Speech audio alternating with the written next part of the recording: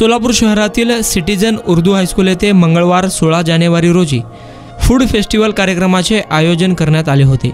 या कार्यक्रमाचे उद्घाटन माजी मुख्याध्यापिका नूरजा जकलेर मॅडम यांच्या हस्ते करण्यात आले।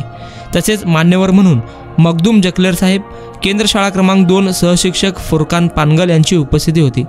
शाळेचे मुख्याध्यापक मजहर शाहपुरे यांनी कार्यक्रमाच्या उपस्थितांना पुष्पगुच्छ देऊन त्यांचे स्वागत केले। या फूड फेस्टिवल कार्यक्रमामध्ये एकूण 52 स्टॉल विद्यार्थ्यांकडून लावण्यात आले होते। विद्यार्थी, पालक मोठ्या संख्येने यामध्ये सहभागी झाले होते।